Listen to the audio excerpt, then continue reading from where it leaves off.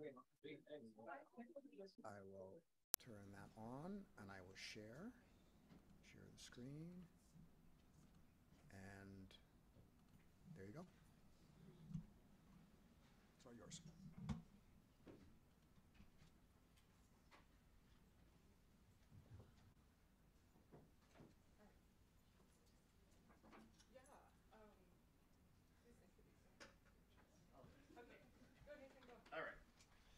All right. Sorry for the delay there. Hi, everybody. My name is Nathan Griffiths. I'm a reporter, data journalist with the Vancouver Sun. Um, we're going to be talking some. Ooh, we're going to be talking some basic data journalism 101. We're not going to actually be doing any math, so don't worry. But we are going to cover some of the core. So we had a session earlier this morning. Some people may have seen where we talked about sort of the need for increasing numeracy and literacy. And we're going to talk about those kind of things. We're going to talk about some pitfalls in reporting, biases that you can see in data and how to be aware of them. We'll talk a little bit about data sources, different types of data sources, places you can go to find data that's pretty easily accessible, doesn't require maybe low barrier data, we'll call it, low barrier access. And then we may touch on some Google Sheets tips, but we'll see about that. Oh, okay, I'm up first, that's right. So,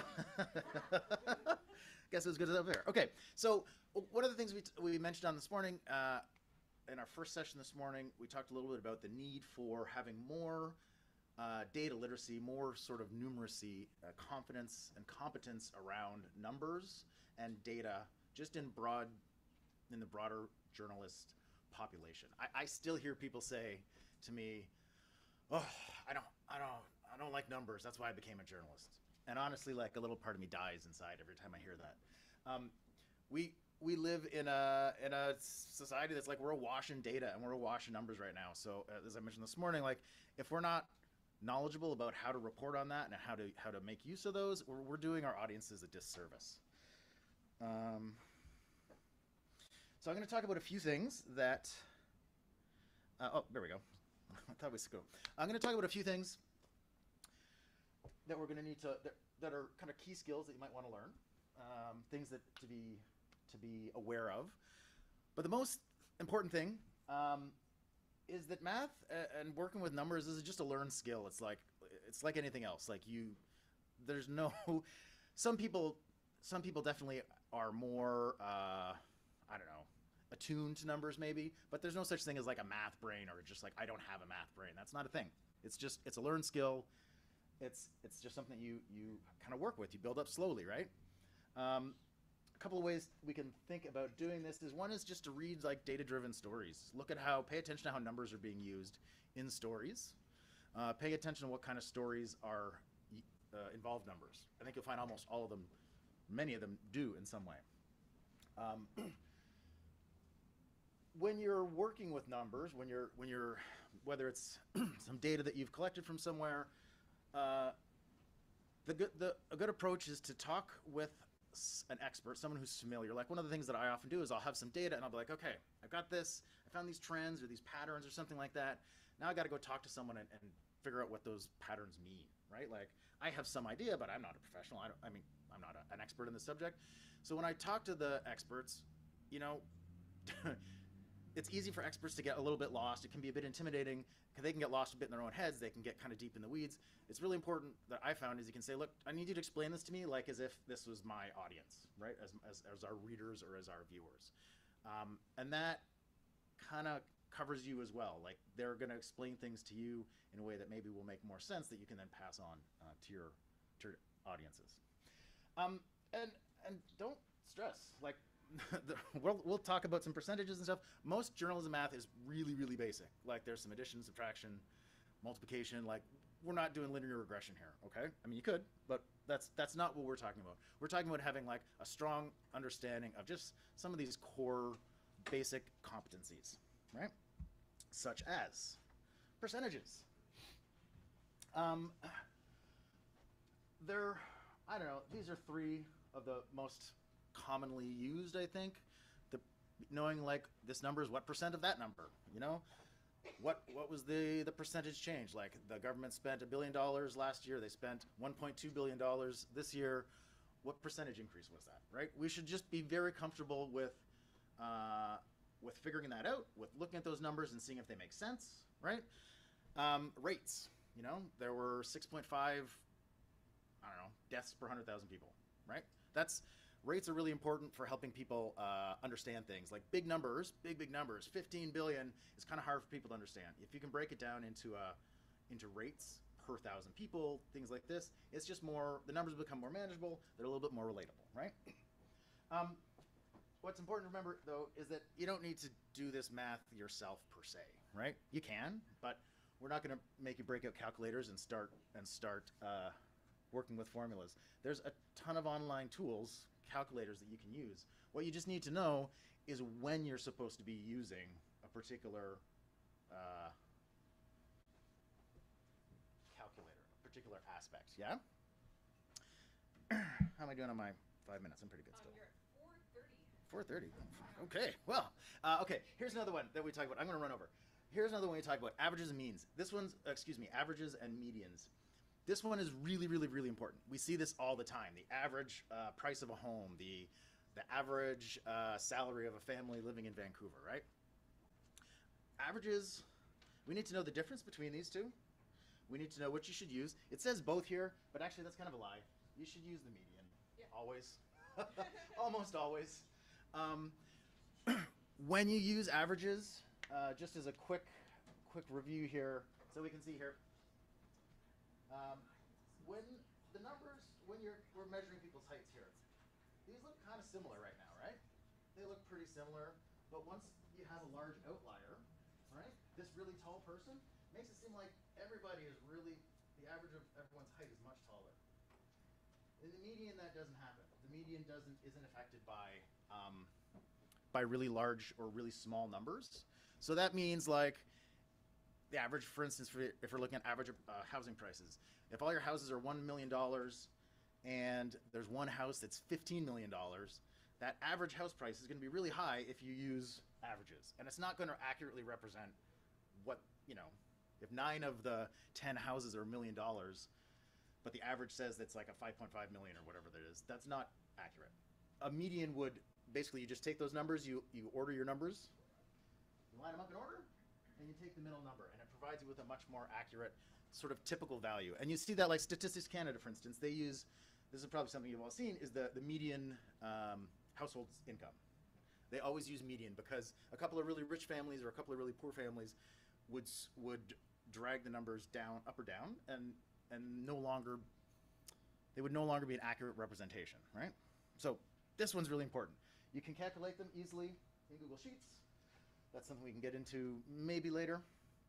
But I think if you're good with percentages, if you're good with averages and medians, like you're a pretty strong step ahead of a lot of, I mean, I routinely have reporters come to me and say, oh, I want to, actually I had a reporter one time came to me and said, well, I want to use, I was giving them median values for something, I think it was housing. And he said, well, I want to use the averages. I'm like, oh, but that's less accurate. He's like, I know, but the number's bigger. And I was like, oh man, you're terrible. I'm like, oh. Anyway, so this is what, that's what you don't want, right? We do not want that. And I thought this is kind of a good quote. I kind of swear by this a little bit.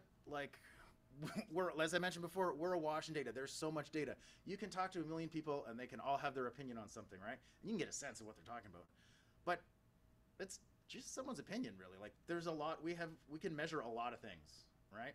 And having that hard data really gives a strong backbone to the story that you're writing. It doesn't have to be 400,000 rows. It can be 5 numbers or 2 numbers, it doesn't matter. Having the familiarity and to be able to work some of those numbers into your story, to work with numbers in your story, gives you a very strong backbone. And I'm done. Sorry, I went way over, yeah? Sure. So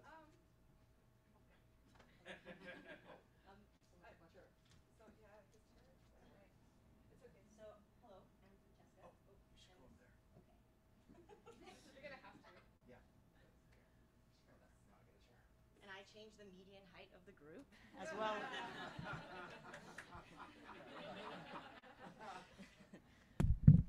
Okay. Do you want me to do the slides for you? No, that's okay. I have notes here. So I'm going to speed through a little bit of bias in data. And did you know 90% of data is made up? What? No, maybe you're biased and you thought that was true because we all are a little bit biased. So it's important to remember that. So I want to challenge even what our idea of data is. And did you know even what even is data? Well, it could be a scarf. This beautiful scarf is data. This is actually somebody was on a commuter train in Germany, and every time there was a delay on the train, they associated the amount of time that they were delayed with a color. And so I think gray was 5 minutes, pink was 10, and then red was over 30. And this here was there was a construction happening that during that time, and so this scarf is an example of data. And so it's important to really challenge that data is all around us, and there's so many different ways that we can show it. There's so many ways that we can express it and collect it. And in journalism, we often, jump to numbers or reports or like official government documents as a way to bring data into the story. But it could be a scarf, it could be conversations with people, it could be qualitative, it could be traditional knowledge. And so I think it's really important that we constantly check our own bias, not even just in terms of how data is collected and asking those critical questions, but even just at the very beginning, what do we consider data? And when we're doing that, the most important thing is critical thinking. And whenever we get some information, just like you would a source, just like you would any report, as you're doing an interview with someone, it's important to ask some really key questions and to check our own biases. So who collected this data? Why did they collect it? What is the reason behind it? And then how are we presenting that? How did they collect it? What was left out and why? Why was it left out? Has this data ever been refuted? And what am I leaving out when I report on the findings? And just like we would challenge any source, it's the same with data. So in academia, you get a peer-reviewed study, think through it, challenge it. There's an example that there was a very well-cited peer-reviewed study in the US. It made national headlines, and it had this conclusion that everybody wanted to report on, that white officers are not more likely to shoot minority civilians than non-white officers. But their methodology turned out to be flawed. Everyone was reporting on it. It turned out that the authors did not include shootings where people were injured. They only counted fatalities, and they didn't take into account the race of the officers. So they left out a lot of key data, and eventually that study was retracted.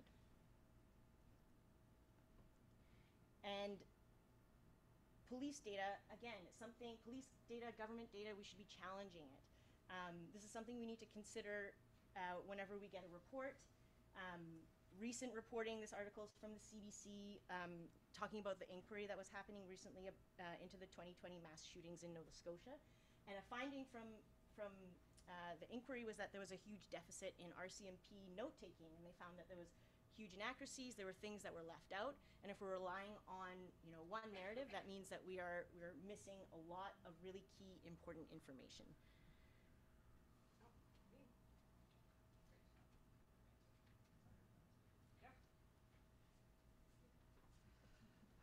Hello, everyone. I'm Tara. I'm from CBC. I am a senior reporter with the investigative unit. I see some of you writing things down.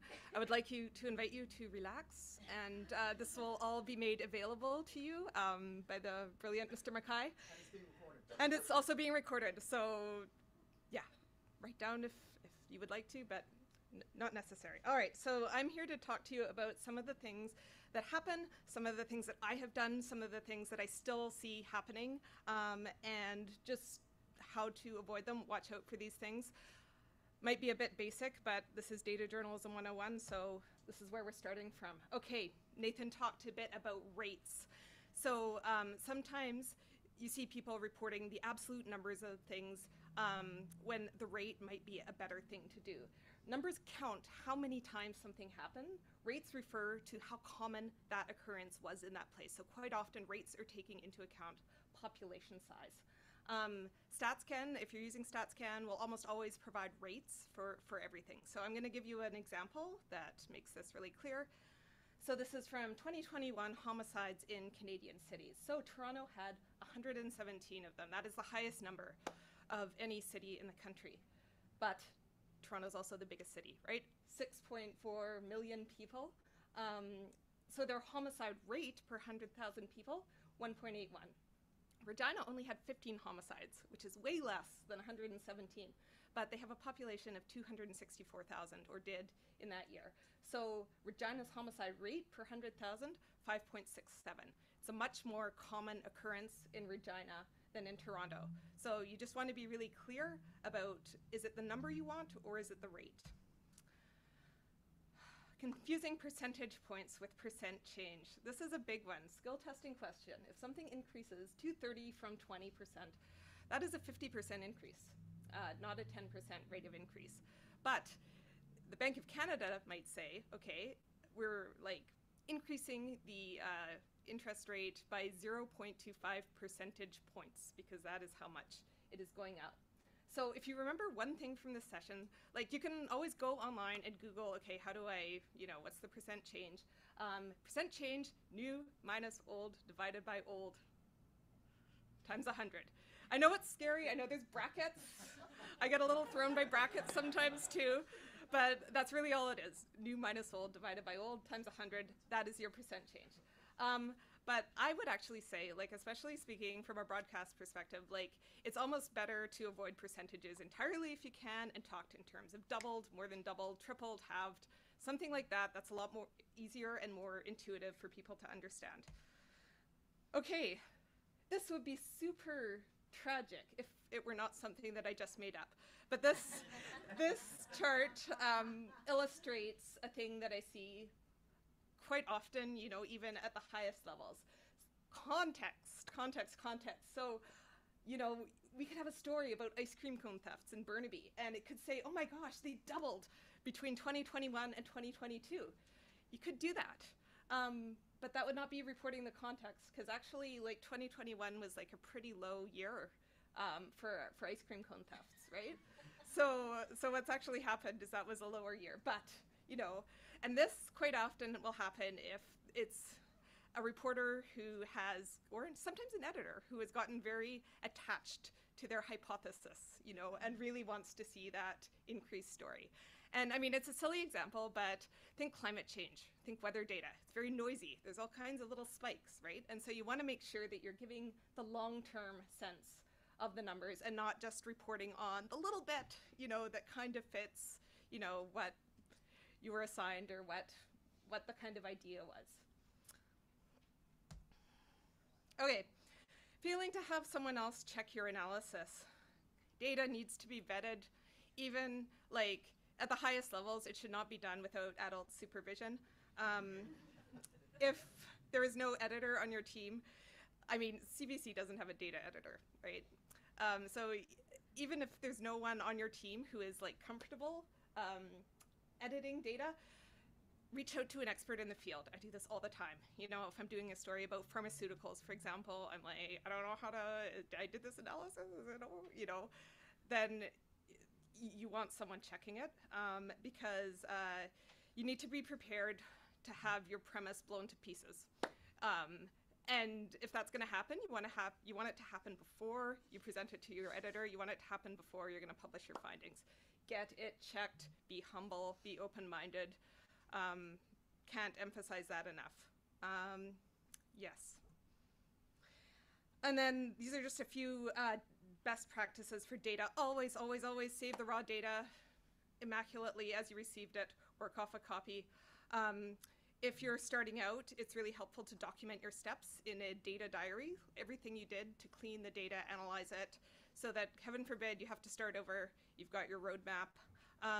Make sure you understand what all the column headings and values in the data mean. This is something that happens even with like experienced data journalists. Like I had one who's a brilliant coder, and he was showing me this data, and I'm like, yeah, but what do the rows mean? Like, what does each row represent? You don't want to ask that question, right? You need to like be sure that you understand what everything in there means. Keepers of data also makes mistakes. If something seems off, double check it with the source. I have had to send data back to various federal agencies in the past because they have got it wrong. It happens. Be skeptical, always question. Next.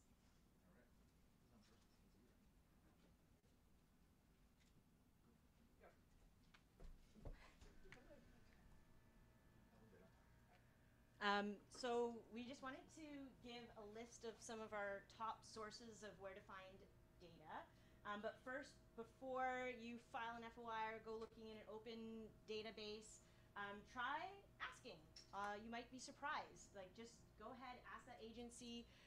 Sometimes I've like created a spreadsheet in the way that I'm hoping they'll provide it and say, could you fill this in? Like, this is the information I'm looking for.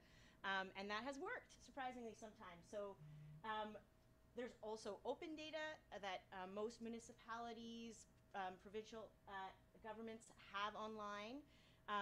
It's a great way to see what data is available, what's being collected, but it's important to be wary of it because it can be very dirty. You might need to clean it.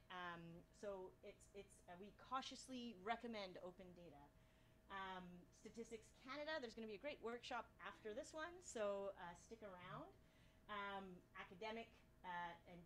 Academic data, researchers, check out some if you have access to like university databases, advocacy groups. Before you start, collecting data, maybe think, who else is interested in this information? Because someone has very likely already started this process.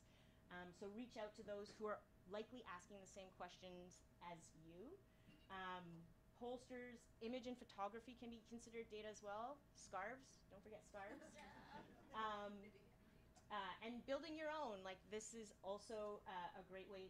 I'm really excited about one of my students who did a UBC data journalism project for their final project, where they went around to all 26 cafes across campus and asked them, what kind of tea bags are you providing? And then they went and researched that brand to find out how many microplastics are in each of those brands, and they created a map. And now for their final project, just from going to check out tea around their community, they have this great project, I think. I haven't graded it, but it looks good so far, about microplastics.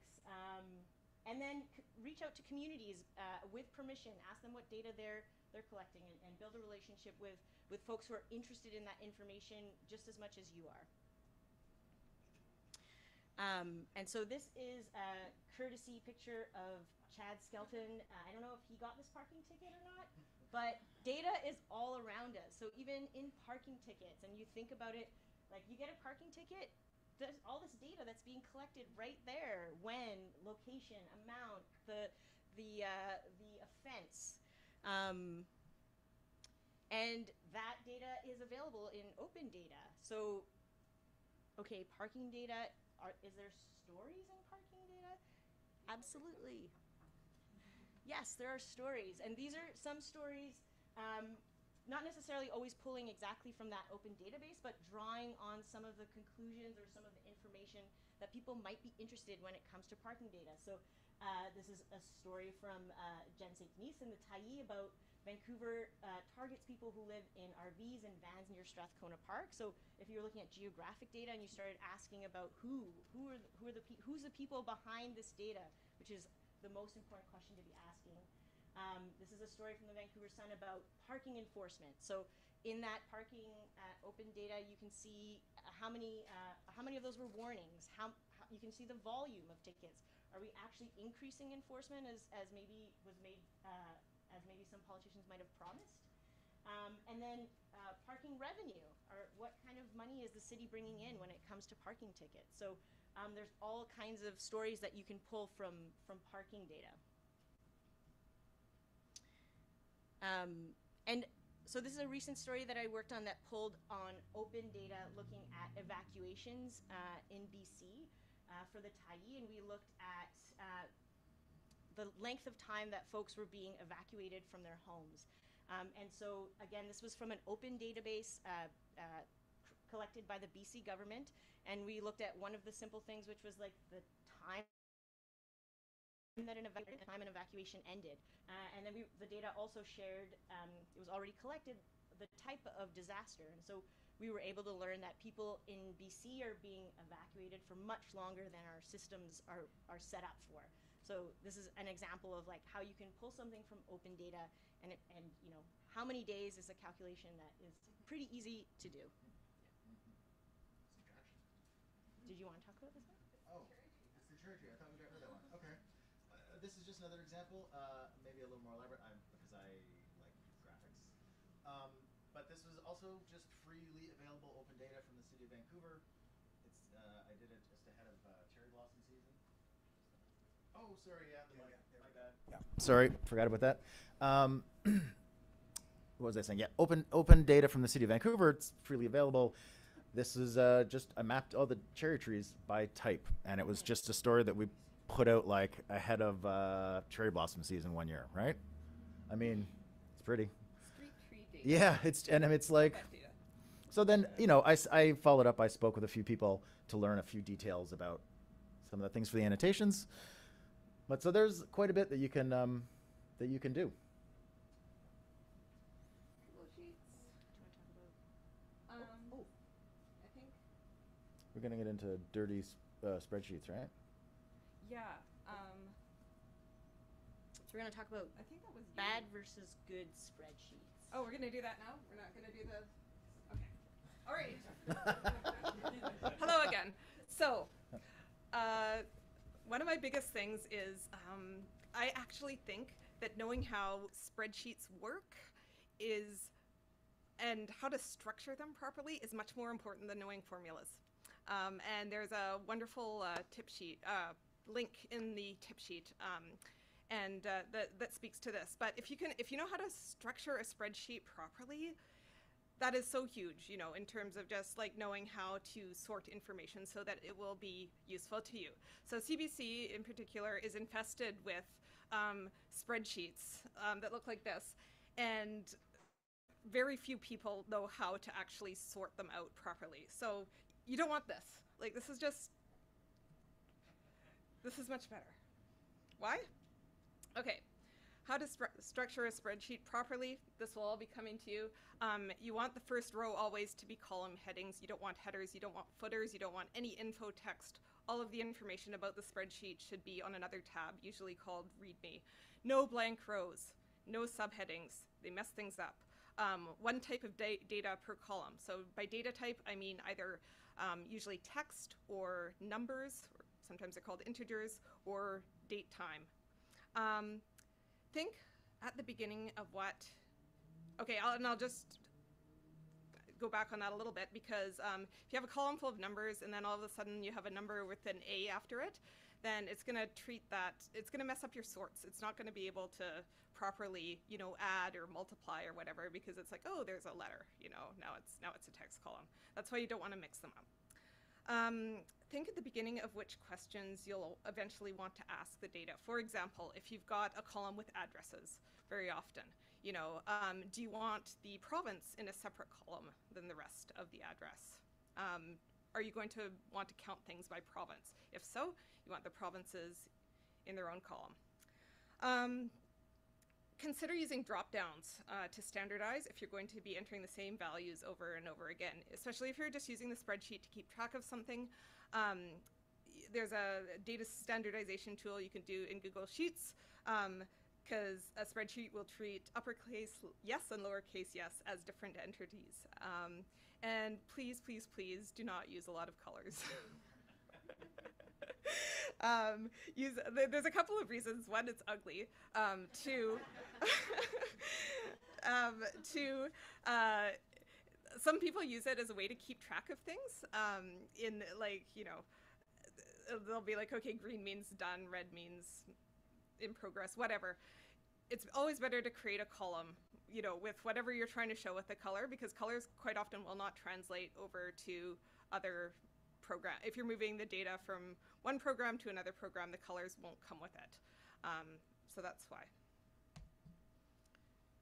Oh, wow. We're at questions. Oh, and on spreadsheets too. The other thing I'll say is that if you can learn two things, learn how to sort, learn how to filter in Google Sheets. Those are the two probably most useful things that you can learn. Yeah. And in our, we'll share this slideshow, and in it there's two videos that walk you through how to sort, how to filter, and how to freeze a row. Oh yes, freezing rows. Very good. Yes. So do we have some questions? Oh, we got to get our golden mic. The mic. Okay. I guess I will. Okay. I've also created a website for this. This is all uploaded. Okay, so at the end, just remind me, and I'll put it up, and you can take down the URL. Okay. So questions.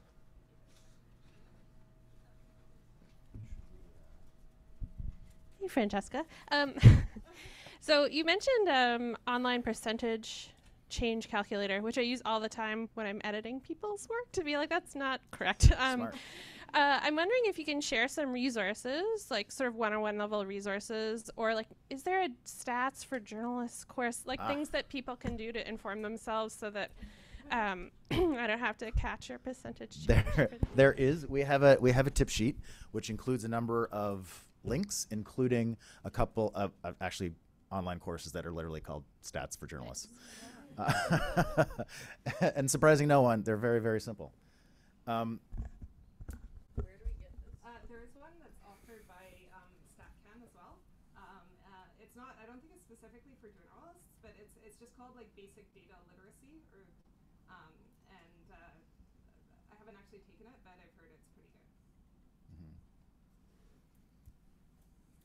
Francesca, do you want to just flash the website? So this is the website we created here, and it's, I don't know if you can read this, so what I'm going to do is I'm going to drop it into a Word document. Could you put that link on? Yeah, and then I'm just going to blow this up. Can everyone see that? Okay, just take that down. Yeah, everything's there. So this is the website we created. Okay, so just take down that URL, and all of the sessions that we record, everything will be on this. But just take this down. I'll be updating you.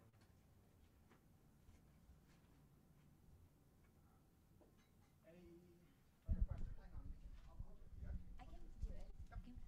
Okay, sorry. Question. Here we go. Okay, thanks. Is it beyond the scope to talk about how you made that map? Like the map of the cherry trees? Cherry tree map. No, it's not beyond the scope. I mean, honestly, it was relatively easy. The data was pretty clean. And it's I used a software called QGIS. It's kind of like ArcGIS. It's a free geographic software, so you can use it for making maps. You can use it for doing analysis and whatnot. The data had like lat-long coordinates points for each tree, along with the type, and it was literally just a question of like doing a little bit of cleaning up, a little bit of tidying on the spreadsheet that I downloaded from the city, loading it into QGIS and telling it which columns were lat and long, and that's it, more or less. I mean, I made multiple maps and stuff, but that's the crux of it. I mean, QGIS lets you color them by a categorical value, and then yeah. QGIS. It's for GIS. It's like there is a free. If there's interest in that course, there is a free. I think it's one of those MOOCs from the Knight Center. A course that walks you through using QGIS. It is not. I don't want to say not user friendly. That's a bit unkind. It's a pretty steep learning curve, right? And it's not something that you just want to you won't open it up and be like, oh yeah, this makes sense. I would say all of our email addresses are on that are on that site. So if you want to learn about QGIS, you can contact me or Tara or any one of us, and we're happy to give you some resources. You can also use Google Sheets and Google My Maps to map things that have lat-long coordinates. Here. Hi, thank you. Oh, sorry. Go for it. Yeah. Thank you. I have a question about tracking when the metrics or the way data is recorded and defined change. So I cover like health and COVID a lot, and obviously COVID deaths, how those are reported, changed a lot. And I want to be able to record that or similar data in a way that allows me to plot it without like losing the meaning or the changed meaning of the data.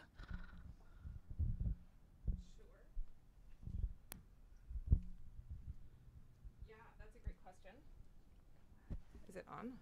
Now it is. Excellent. That's a great question. That is something that happens all the time. And it's one of the questions, the critical questions that you need to ask of any data set is, okay, is this change a real change? Is this change caused by, or is it caused by changes in the way data was collected or reported? And Moira, what I do in that situation is I talk to the experts. I talk to people who are collecting the data, and it's all about like, hey, what do you want to show? And is this a fair, characterization of it? And once you talk to like a couple of experts about those things, then just they're the experts. I use their insight, and then you can have a lot more confidence in saying, yeah, this is why I decided to do it this way. And the other part of that is to be explain that in your methodology to the readers. Just to follow up on Yeah. like the technicality of that, is there a way that you track that change definition in like your spreadsheet that allows you to work with it more flexibly rather than just having like a note like, oh, this changed here? Yeah, I mean, it depends on the data. There's a few, others can jump in here too. There's a few ways to do that. Sometimes you can look at the data sets separately. You can say, okay, this is how it looked up until this. When they started including this new variable, it then started looking like this. And you can have two. You can split them. Or there's like annotations that you can do to explain, graphically, okay, this is when this changed, and you can just put it right there in your data. I'm a fan of tabs in spreadsheets just to keep things tidy, and also in particularly in situations like that, it helps you. Just like having another sheet, another document.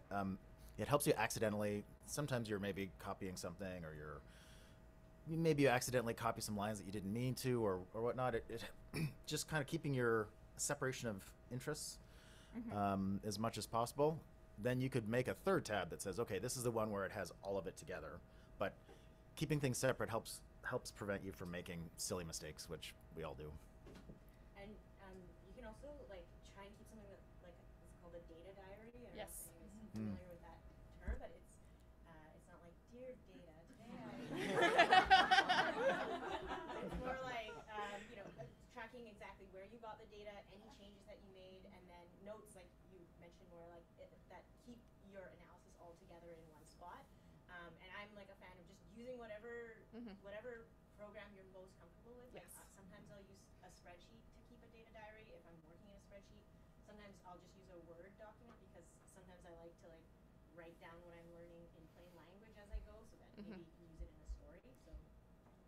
And that will really help you in vetting as well, if you keep a list of all your steps.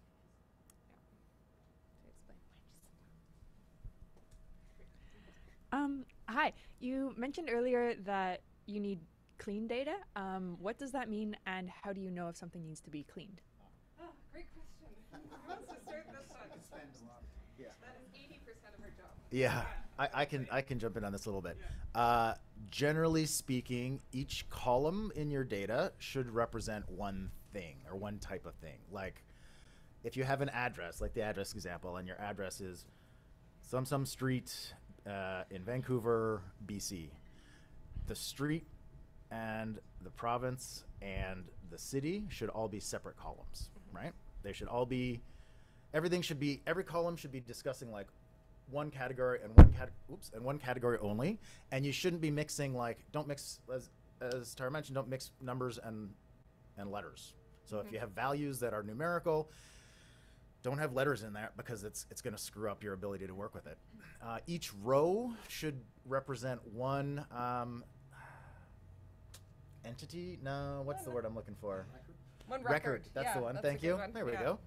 go. Should represent one record and one record only. You shouldn't have. So that means that there will be cases where you might have what look like basically the same rows with maybe just one small piece changed in it.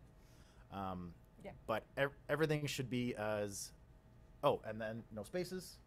No spaces, yeah. So No- a great example would be campaign finance data. So my name is Tara Carmen. If I'm listed as a donor, it could be T Carmen, it could be uppercase Tara Carmen, it could be lowercase Tara Carmen, it could be Tara Carmen with a space after it. Your spreadsheet will treat all of those things as different entities. And do you want to talk about Open Refine? Yeah, so I just wanted to kind of plug a tool that I really love to use for cleaning data. It's called Open Refine, and it has a lot of tutorials on it. Can people hear me? Open Refine, and what's neat about it is that you will basically download a spreadsheet, and instead of working in that spreadsheet and possibly messing it up as you clean it, this keeps a different version of that spreadsheet in this program, and it tracks all the things that you're doing. So it has kind of like a data diary already embedded in it. And there's a really good tutorial online. We'll share it in the spreadsheet. Tip sheet. Can I just pick up on that point? One of the challenges we run into is telling our editors, they're like, oh, well, when's it going to be done? When are you going to have the answers? And it's like, it's so hard to answer that question, even for people who are experienced, because we don't know what the data is going to throw at us in terms of random spaces after things, I have spent, don't tell anyone, but I have spent a whole day trying to find the line of code that will do this one thing in the data, and that will be my day sometimes. So it takes a long time to clean. I would say 80% of my time is spent just getting the data into shape where I can actually do something with it. I recommend the podcast Flow State, and it's lo-fi.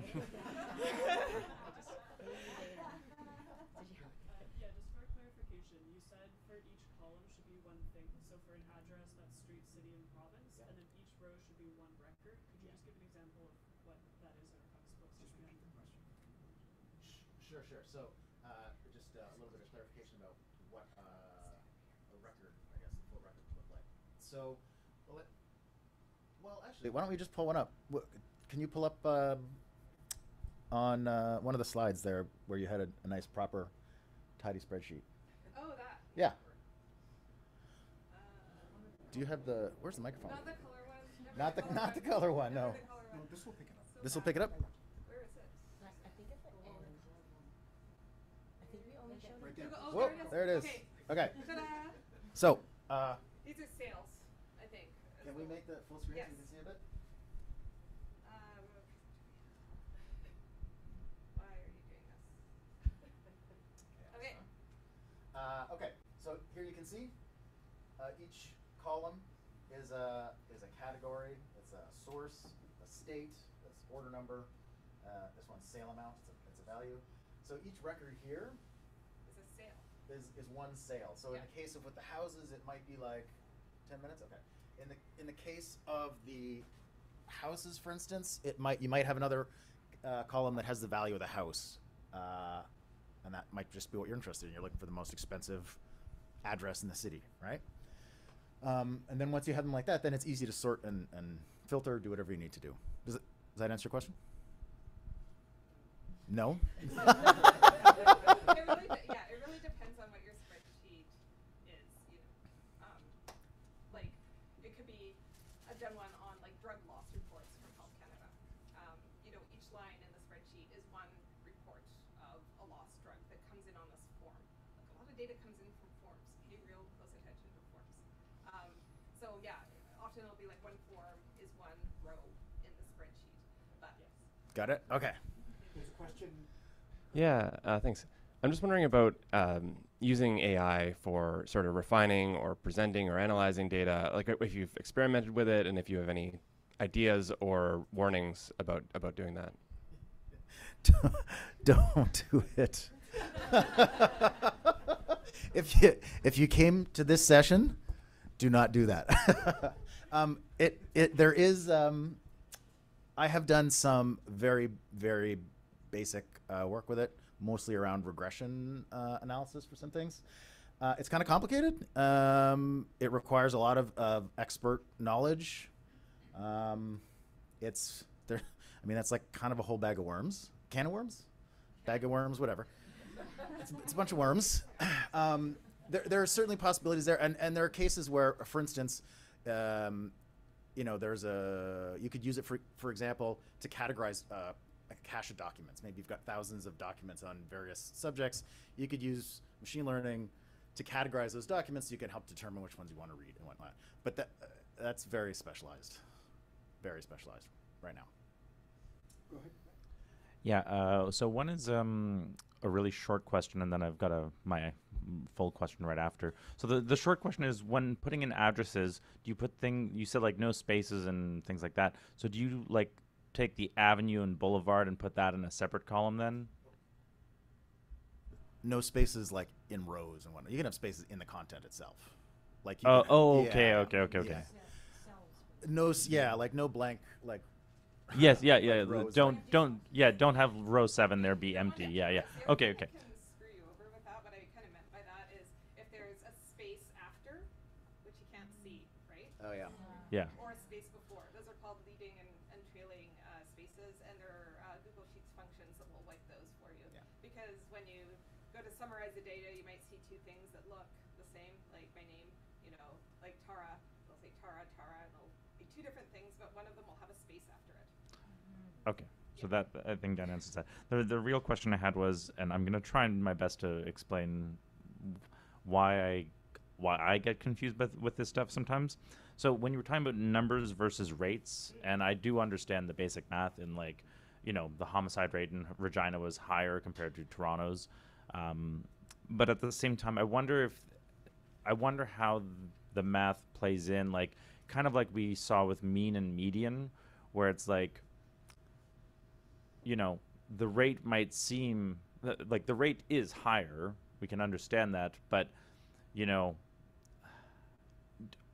those numbers ever get skewed in a certain way where they're like some outlier might affect that in a way? Like, I guess how do you like? Sometimes I look at numbers. Like I think this happened a lot during COVID, where it's like, oh, and the deaths are this, and it's like. Well, it's like, are these numbers high? Are these not high? Like, is the rate high? I'm not quite sure. And so, like, I guess I'm just trying to understand, how do you balance, like, rates versus numbers, and are they always telling clear and accurate pictures? That's a good question. Who wants that one? I'll start, but I think it's important to add as much context as you can whenever you're talking about it. So if you want to talk about rate, you can still talk about the total number, but then also add, if you can, going back as far as you can, and also ask someone with expertise to provide an analysis to that. So you're adding a lot more context than just relying on, say, rate. I think we are not saying only use rate because that's that provides the biggest picture, but add it alongside a lot more context in your reporting. And I would say, even if it doesn't go into your story, I mean, it's good to, I say, for instance, always use the median, right? But I always calculate the average just because that gives me a sense of like, is this data skewed? So it's always good to do, like in the case of say the murder rates, you can look at some other cities and see what the murder rates are, see what the count is. That gives you a sense of like, okay, is this number, like how much faith can I put in this number, or how squishy is it really, Hi, I have a question about moving from a disgusting spreadsheet that's clean but like not appropriate to share with the public to like beautiful data visualization. Like this is a struggle at the Narwhal. I've worked with like so many journalists in this room to take some sort of weird data set and try to really tell a story with it. And like we love looking at the cherry blossom map, right? Like we're just so attracted to that kind of storytelling. And like I'm thinking about Francesca, you have a big data set that we're trying to figure out right now how to visualize, and like what is your process for doing that? Like for us, we're like, okay, let's just reverse engineer here. Let's look at some of the best data viz that's just beautiful and attractive and see if we can be like, okay, how can we plug this data set into something that looks like that, which is probably not the most sensical way to go about it. But like, I'm curious about your guys' process and like the translation points of getting from a spreadsheet to data visualization, basically. I mean, I would say that's not a bad start for sure. Like, look at the stuff that you like and be like, oh, I could do something that would sort of fit with what I have. Certainly when you, I mean, visualizing data is, if as soon as you go beyond like making a bar chart, really a bar chart, it becomes a bit of a specialized skill that, you know, requires a not insignificant amount of practice and training and reading up on. What I typically will do myself is I do that. I look for projects where I'm like, holy shit, that's amazing. I would love to do something like that. Even if it doesn't work out for that project, for that specific project, maybe it'll come to mind later. Pencil and paper sketches are like really, 1 minute. Woo! Pencil and paper sketches are a really good way to just get some ideas out and see what kind of things might work. And they're low cost. You're not investing a lot of time and energy, because one thing happens is you start investing a lot of effort into a visualization and then it's not working, but you've put all that time into it and you're hesitant to give it up, and then you end up with a crappy viz. So yeah, I think those are two. Yeah. You don't have to draw well. I just draw stick people. It's okay. There is a data viz session later today. Yeah, that's right. Yeah. That'll be a good one. Yeah. I just wanted to, you've been trying to get your question in for so long. I gotta squeeze this one in. Kind of maybe basic perhaps, but I'm just wondering about not just recording fast changing data, but if you could talk a little bit about your own process of sourcing it. And I guess one example I have is we were doing a story about how fast rents have changed in Nanaimo, and we were looking at the CMHC data, but then realized at a certain point that it was including all the people that were renting long term, and it wasn't about how much rental rates were changing for people currently looking for a place. And so we went to Zumper and we actually talked to the person who did the data there, and they did it in a really solid way. So we used their data, which was current rental rates. But I really feel like nervous about the fact that we only barely caught that in a way where it was like, oh, actually this is the way. So like, how do you, especially with fast changing stuff that's, you know, happening perhaps even month to month, like, do you have a process around that? I mean, for fast moving change, I've done similar stories.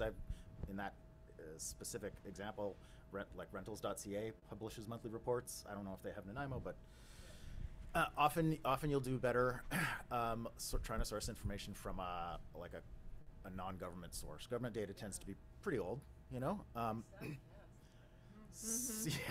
Yes, indeed, yeah. So yeah, myself, I've had luck with private companies, nonprofits sometimes. I don't know what you guys. I would say like talk early and often to the people who are collecting the data, like reach out to them right away and see if they'll have a phone call with you or have an email back and forth, like, and just keep bugging them, because it's really important to ask them the questions that we mentioned as well, like, how did you collect this data? Is there, what's going on with 2017? Because that looks weird. Yeah. And like oftentimes I feel like it's not until you start asking questions that they start telling you really important things that are important for context. So consider them as part of your fact-checking process. And I wanted to plug this journalist, Mona Chalabi, who does some really amazing visual work with data in ways that really maybe challenge some of the traditional ways that we've visualized it. And so yeah, just something to consider. So, sorry, just one more point on your question. Sometimes you just don't get the data. Like, it's just not there. That's not uncommon. Or you decide you can't use it. Yeah. Because it's like too bad I've done that. This is an amazing turnout. Thank you for coming. We've got lots of sessions this afternoon.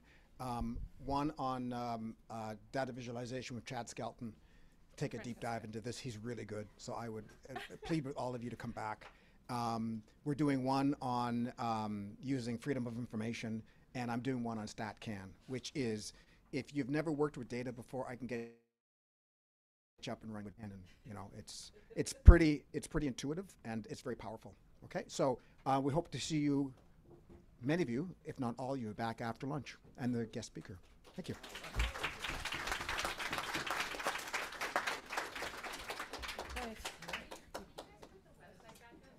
Yeah, Yep. There you go.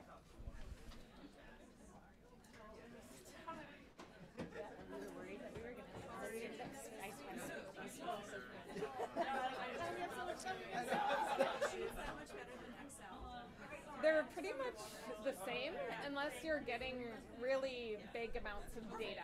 Like, and then you want to, yeah, Excel is better if it's like really, really huge, but most of the time Google Sheets is going to be just fine. And the real advantage of it is it's more shareable. Like if you're collaborating with people, I find it easier. Yeah. Oh yeah, I mean, I told her. I did not. Alright. Now I know that she did. I told her that she could use it for. Okay. I'm impressed by the work she did. I think she wrote something different. Like, I don't think she's just giving me data. A little bit of data. She includes it, and I knocked off some of your work because they were using data. So whatever. Keep being creative. I mean, yeah, I told everyone in my class that I was I can finally leave this room. Oh, yay. Yeah, I think so. I don't even know what the rest of the day is like.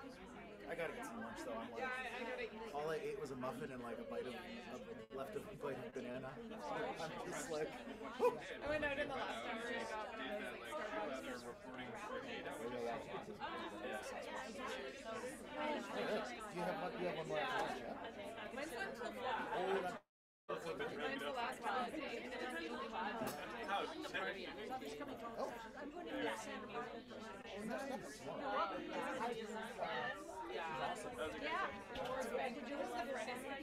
I thought the other one was